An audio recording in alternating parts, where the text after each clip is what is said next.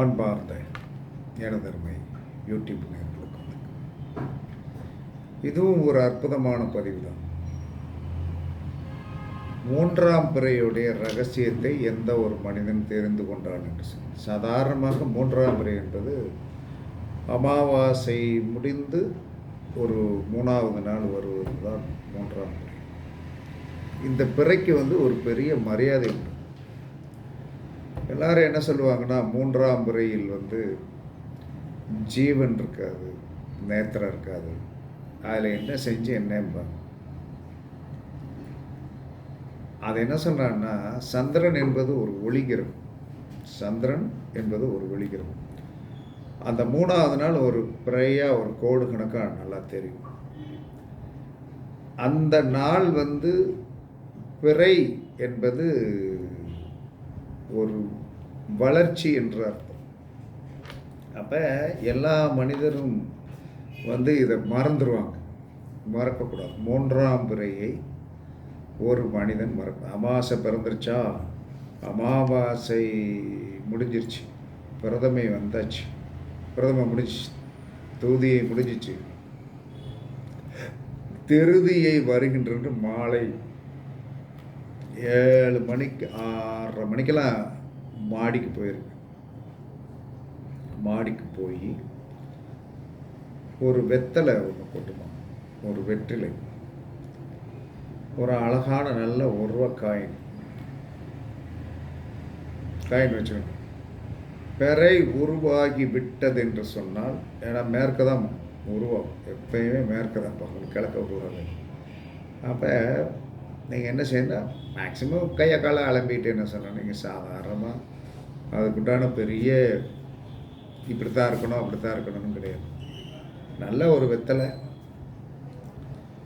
அந்த ஒரு வெத்தலை மேலே ஒரு ரூபா காயின்ஸ் இப்படி வலது கையில் வெத்தலையை வச்சு, எந்த பக்கம் தலையை வாள் அப்படிங்கிறதுக்கெலாம் இங்கே கணக்கு கிடையாது. அப்போ அந்த வெத்தலை மேலே அந்த 1 ரூபா காயின்ஸை வச்சு என்ன சொன்னாங்க,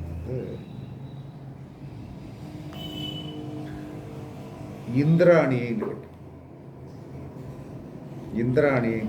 இந்திராணி யார்? தேவேந்திரனுடைய மனைவி. இந்திராணி எப்பயுமே என்ன சொன்ன ஒரே நபர் தான். இந்திரன்கள் தான் மாறிக்கொண்டே வருவார்கள். அப்போ இந்திராணி பிறந்த நட்சத்திரம் அவிட்டம். இந்திராணி பிறந்த நட்சத்திரம் அவிட்டம். அப்போ இந்திராணி பிறந்த நட்சத்திரம் அவிட்டமாக இருப்பதனால, இந்திராணி பிறந்த நட்சத்திரம் அவிட்டமாக இருப்பதனால, அவிட்டம் அவிட்டம் என்று சொன்னாலே பணக்காரன் என்று பொருள். அவிட்டம் என்று சொன்னால் பணக்காரன். அவன்கிட்ட எப்பயும் ஒரு பொருளாதார வசதி இருக்கும். அவிட்டம்னா பணக்காரன் தான். அது ஏதோ ஒரு விதத்தில் என்ன சொன்னான்னா, அந்த நட்சத்திரத்துக்கு அப்படித்தான் சாஸ்திரத்தில் பேர் கொடுத்துருக்கு. அப்போ இந்த கையில் வெத்தலை மேலே காயின்ஸை வச்சு என்ன சொன்னாங்க, ஓம் இந்திராணி போற்றி, ஓம் இந்திராணி போற்றி அப்படின்னு சொல்லிட்டு அந்த பிறையும் பார்க்கணும், அந்த காயின்ஸையும் பார்த்து அழகாக ஓம் இந்திராணி போற்றி, ஓம் இந்திராணி போற்றி, ஓம் இந்திராணி போற்றி அப்படின்னு என்ன சொல்கிறாங்க, நீங்கள் அந்த பிறை மறைகின்ற 20 நிமிஷம் இருக்கும் கண்டிப்பாக. அந்த பிறை மறைகின்ற வரை அழகாக நிதானமாக ஒரு சேர் போட்டு உட்கார்ந்து கூட சொல்லுங்கள். யாரும் கேட்க போகிறதெல்லாம் கிடையாது. பிரபஞ்சம் ஒரு சக்தி, பிரபஞ்சத்திடம் ஒரு சக்தியை கேட்பதற்கு அது மண்டி விட சொல்லாது. உயிரோடு இருக்கிற குரு மாதிரி மரியாதையை எதிர்பார்க்காது. எதையுமே இருக்க கோயிலில் போனால் கூட வணக்கம் சாமி அப்படிங்கணும். இதை நீங்கள் பார்த்தாலே உங்களை ஆசீர்வாதம். நம்ம யாரும் 3ஆம் பிறையை ரெகுலராக சில நேரங்களில் தெரியாது என்பது ஒரு உண்மையான விஷயந்தான். தெரியாது என்று சொன்னாலும் அந்த பிறை எத்தனை மணிக்கு உதயமாகிறது என்பதை நாம் தெரிந்து வைத்திருந்தோம் என்று சொன்னான். பஞ்சாங்கத்தில் சில பஞ்சாங்கத்தில் பிறை எத்தனை மணிக்கு உதயமாகுதுன்னு தெரிஞ்சிடும். ஆனால் அன்னைக்கு மேகம் மறைச்சிருக்கும். அப்படி இருந்தாலும் அந்த டயத்தில் என்ன சொன்னான்னா, 7லேருந்து 7:20 இந்த டயத்தில் என்ன சொன்னான்னா, அந்த வெத்தலை கையை வச்சு அதில் 1 ரூபா காயின்ஸை வச்சு ஓம் இந்திராணி போற்றி, ஓம் இந்திராணி போற்றி அப்படின்னு நீங்கள் சொல்லணும். சொல்லி என்ன சொல்கிறான்னா, 20 நிமிஷம் கழித்து அந்த பிறை மறைந்த பிறகு சரி பிறை தெரியல, பஞ்சாங்கத்தில் பார்த்தேன் 7 மணிலேருந்து 7:20 வரைக்கும் போயிடுச்சு. 7 மணிலேருந்து 7:20 வரைக்கும் அந்த வெத்தலையை வச்சு வெத்தலை மேலே காயின்ஸ் வச்சு ஓம் இந்திராணி தேவி போற்றி இந்திராணி தேவி போற்றின்னு சொல்லி 108 தடவை சொல்லிவிட்டு அந்த 20 நிமிஷம் முடிந்தவுடன் அந்த வெத்தலையை அப்படியே சாப்பிட்றணும். அந்த வெத்தலையை கையில் வச்சு சொல்லக்கூடிய இந்த நபர் கண்டிப்பாக சாப்பிடணும்.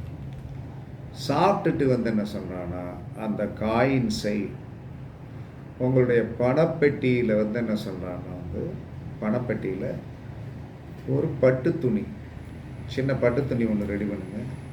பட்டு துணியில் கொண்டு வச்சு நீங்கள் என்ன செய்யணும்னா உங்களுடைய பீரோக்குள்ளே கண்டிப்பாக வைங்க.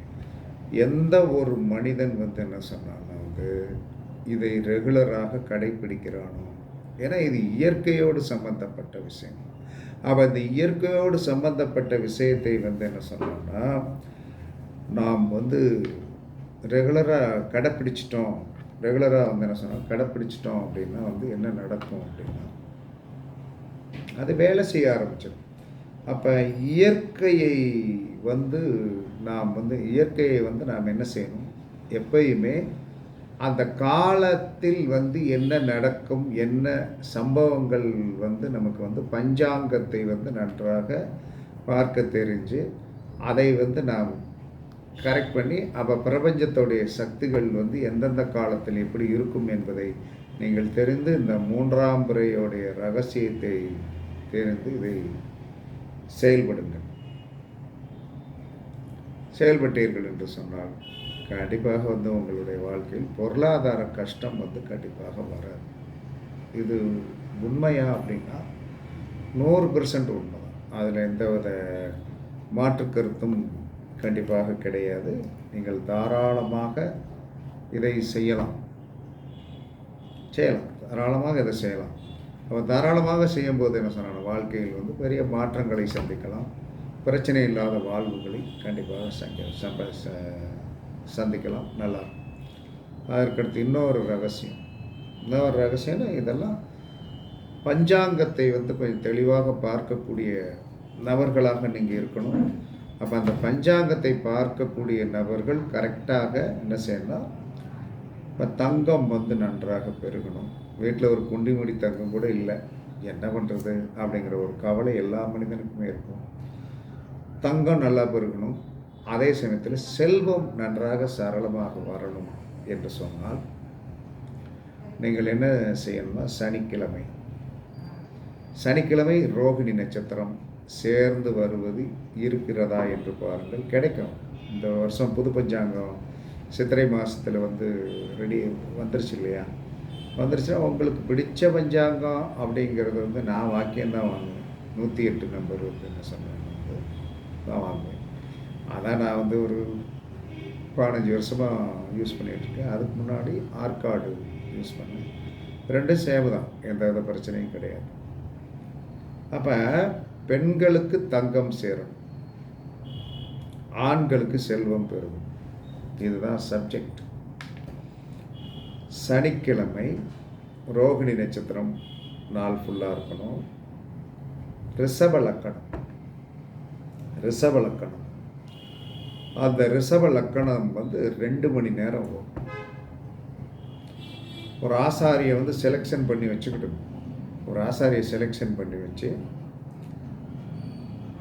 ஒரு 4 கிராம் உங்களுடைய வசதிக்கு தக்கன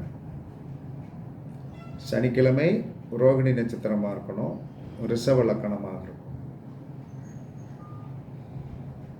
இந்த காலத்தில் போய் நீங்கள் உங்களுக்கு தேவையான ஒரு செயின் வாங்கினாலும் ஓகே. அந்த 2 மணி நேரத்துக்குள்ளே வாங்கி அந்த 2 மணி நேரத்துக்குள்ளே என்ன சொன்னா வாங்கிட்டு வீட்டில் அந்த தங்கத்தை பசும்பாலில் போடணும், அல்லது பசும் கோமியத்தில் ஒரு 1/4 மணி நேரம் போட்டுட்டு நல்லா துடைச்சிட்டு கழுத்தில் போட்டுக்கணும். அது வளரும். அதே சமயத்தில் சனிக்கிழமை ரோகிணி நட்சத்திரம் ரிஷப லக்கணம். அந்த 2 மணி நேரம் அந்த லக்கணம் ஓடும்போது தங்கத்தை ஆசாரிட்டு ரெடி பண்ணி வாங்கி கொடுக்கணும். அவர் ஓரத்தில் உட்கார வச்சுட்டு என்ன சொன்னால் ஒரு மோதிரம். மோதிரம் என்பது என்ன சொல்கிறாங்கன்னா, ஒரு சாதாரண நீங்கள் எப்பயுமே என்ன சொல்கிறாங்கன்னா அழகாக போடணுங்கிற அவசியமே கிடையாது. இது இப்போ நான் வச்சுருக்கிறது வந்து இரும்பு. இதே மாதிரி வந்து என்ன சொன்னேன்னா கொஞ்சம் உருண்டையாக செய்ய சொன்னாங்கன்னா அவனுக்கு உடனே அது ரெடி பண்ணிடலாம், பண்ணிட முடியும். ஏன்னா அவங்களுக்கு அந்த 2 மணி நேரத்தில் வந்து வேறு வேலை இல்லை. கம்பியை ரெடி பண்ணி வந்து என்ன சொன்னான்னா நீட் பண்ணி கரெக்ட் பண்ணி அளவை மட்டும் கரெக்டாக கொடுத்தாங்கன்னா நீட் பண்ணி கரெக்டாக பண்ணி கொடுத்துருவாங்க. 2 மணி நேரத்தில் வந்து செஞ்சு வாங்கி ஒரு நண்பி அந்த அம்மா வந்து வாங்கி எனக்கு அதை செஞ்சு கொடுக்கணுச்சு. செஞ்சு கொடுத்தோம். செஞ்சு கொடுத்த பிறகு அந்த அம்மாவுக்கு யோகா வந்துருச்சுன்னு நினைக்கிறேன். இன்றைக்கு வரைக்கும் திரும்ப பார்க்க வரலவே இல்லை. அது நம்மளுடைய கர்மம், அதை பற்றி ஒன்றும் பிரச்சனைலாம் கிடையாது. அப்போ அதே மாதிரி சனிக்கிழமை ரோகிணி நட்சத்திரம் ரிஷப லக்கணம் வரும்போது தங்கம் வாங்கி அந்த 2 மணி நேரத்துக்குள்ளே ஆண்களோ பெண்களோ தங்களுக்கு தேவையான தங்கத்தை கடையில் வாங்கினாலும் அது வேலை செய்யும். வாங்கி வந்து உருப்படியாக வாங்கி வந்து நம்ம போட்டுக்கிடலாம். அதே சமயத்தில் ஆசாரிட்ட கொடுத்து நம்ம தங்கத்தை வந்து என்ன சொன்னாங்கன்னா ஒரு நல்ல மோதிரம் 4 கிராமில் வந்து என்ன சொன்னாங்கன்னா வலதுகை மோதிரம் ரெடி பண்ணி நீங்கள் போட்டுக்கிடலாம். போட்டுக்கிட்டிங்கன்னா என்ன ஆகுன்னா பொருளாதாரத்தில் வந்து நலிவு வராது. பொருளாதாரத்தில் 100% வந்து நலிவு வராது. ஏன்னா அடுத்து பிறக்க போகிற வருஷம் விசுவசு வருஷம். அந்த விசுவசு வருஷம் நல்லாயிருக்கும். அந்த வருடத்தில் வந்து சனிக்கிழமை ரோகிணி நட்சத்திரம் வருகின்ற நாளை வந்து எடுத்து வச்சுருங்க. அந்த நாளில் ரிஷப லக்கணத்தில் கரெக்டாக போய் தங்கம் வாங்கி வந்து அணியலாம். அல்லது ஆசாரிட்ட கொடுத்து செஞ்சு வந்து இந்த வருடமாவது நம்முடைய கிளையண்ட அனைவரும் நீங்கள் வந்து மோதிரம் ஆண்களாக இருந்தாலும் மோதிரம் செய்ய, பெண்களாக இருந்தாலும் வந்து நம்ம தகுதிக்கு தக்கன தானே, நம்மளுடைய தகுதிக்கு தக்கன தானே வந்து நம்ம செயல்படுத்த முடியும். அப்படி போடுங்க. நீங்கள் தங்கம் உங்களுக்கு வந்து உங்கள் கூடவே கண்டிப்பாக இருக்கும். செல்வம் வந்து என்ன சொன்னால் கண்டிப்பாக பெருகும். செல்வம் வந்து கண்டிப்பாக பெருகும். அதில் எந்த வித மாற்று கருத்தும் கண்டிப்பாக கிடையாது. இது ஒரு 10 ஆண்டுகளுக்கு முன்னாடி நாங்கள் செஞ்சு போட்டோம். ஒரு 4 நண்பர்கள் செஞ்சோம். அன்றைக்கு அதுக்குண்டான ஒரு ஆதிபத்தியங்கள் வந்து இருந்தது. கரெக்டாக செஞ்சு ஒரு பெரிய வளர்ச்சி, பெரிய சாதனைகள்லாம் பண்ணணும். அது ஒரு காலம். அதற்கு பிறகு வந்து என்ன சொன்னால் கால சூழ்நிலைகள் அதை வந்து பெருசாக எடுக்க முடியல. அதற்கடுத்து வந்து என்ன சொன்னால் இப்போ வந்து அந்த மாதிரி ஒரு மனப்பக்குவம் வந்திருக்கு. இந்த வருகின்ற விசுவசு வருஷத்தில் வந்து என்ன சொன்னால் 12 மாதத்தில் சனிக்கிழமை ரோகிணி நட்சத்திரம் வருகின்ற ரிஷப லக்கணத்தில் நீங்கள் கண்டிப்பாக ஆசாரியை ரெடி பண்ணி நீட் பண்ணி கரெக்ட் பண்ணி ஒரு மோதிரம் வந்து வாழ்நாள் ஃபுல்லாக நமக்கு பொருளாதார கஷ்டம் வரக்கூடாது என்று சொல்லக்கூடிய நோக்கத்தில் இருப்பவர்கள் வாங்கி செய்யுங்க. கண்டிப்பாக சிறப்பாக இருப்பீர்கள். இதில் எந்தவித மாற்று கருத்தும் கண்டிப்பாக கிடையாது. இதெல்லாம் ஜோதிடத்தில் கிடைக்கிற ஒரு சில பொக்கிஷங்கள். இந்த பொக்கிஷங்களை வந்து நீங்கள் பயன்படுத்த என்ன சொன்னான்னா அப்படியே வந்து என்ன சொன்னான்னா வந்து ஆழம் விழுது போல் வளரும், அருகுபோல் வேர் விட்டு ஆள்போல் தலைக்கும் என்று இந்த ஒரு சூத்திரம் சொல்லுகிறது. பயன்படுத்தி பாருங்கள். மிக பொருளாதார நலிவிலிருந்து கண்டிப்பாக காப்பாற்றப்படுவீர்கள். 3ஆம் பிறை அதுவும் பணம் சம்பந்தப்பட்டது தான். இது செல்வம் சேர்வதற்கும் தங்கம் சேர்வதற்கும் இப்படி சின்ன சின்ன ரகசியங்களை தெரிந்து கொண்டீர்கள் என்று சொன்னால் எல்லாமே சூப்பராக இருக்கும். வாழ்க்கை கண்டிப்பாக நன்மையாக இருக்கும். இது கையில் கிடைக்கும்போது வந்து கண்டிப்பாக ஒரு வெற்றி கிடைக்கும் என்று சாஸ்திரம் சொல்லுகிறது. நான் சொல்லலை. கண்டிப்பாக பயன்படுத்தி பாருங்கள். நல்லா இருப்பீர்கள் என்று கூறி உங்களிடமிருந்து விடைபெறுவது சிப்பிப்பாறை ஜோதிடர் சாதி ராகவன் ஜெயபாலாஜி. சுகமே சொல்க, வாழ்க வளமுடன். வணக்கம்.